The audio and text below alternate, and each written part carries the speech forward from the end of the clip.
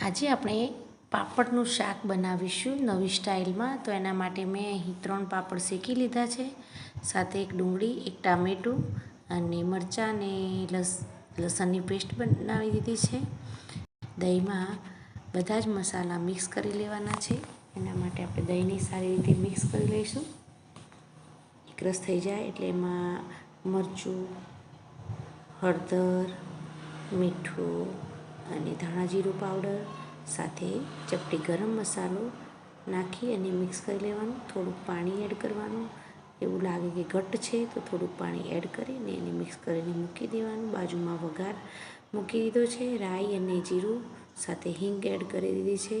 હવે એમાં આપણે નાખીશું આદું, લસણ મરચાંની પેસ્ટ અને ડુંગળી નાખીને સાંતળી લઈશું. ડુંગળી સતરાઈ જાય એટલે એમાં ટામેટાં એડ કરીશું. એને પણ મિક્સ કરી લઈશું અને ચડવા માટે થોડુંક મીઠું નાખી દઈશું. હવે એને સારી રીતે મિક્સ કરી અને થોડી વાર માટે ઢાંકી દઈશું.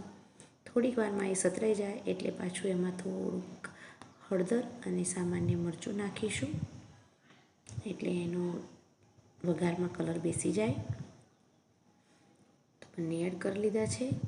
હવે આપણે સારી રીતે મિક્સ કરીને થોડીક વાર માટે પાછું સાંતળવા દઈશું. જો આમાં તમે ટામેટાં અને ડુંગળીની ગ્રેવી કરો તો તમારે શાક ઝડપથી બની જાય છે. ટામેટાં અને ડુંગળીને થોડાક કડવા દેવા પડે છે. તો હવે આપણે ટામેટાં અને ડુંગળી એકદમ એકરસ થઈ ગયા છે.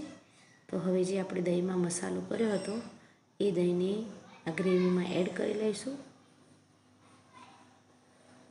સારી રીતે મિક્સ કરી લેવાનું અને તમારે જેટલું પાણી જોઈતું એટલું પાણી એડ કરી અને ગ્રેવીને ઉકળવા દેવાની. ત્યારબાદ પાપડના ટુકડા કરી અને એમાં એડ કરી લેવાના, મિક્સ કરી લેવાનું અને એને પણ થોડી વાર માટે સાંતળવાનું.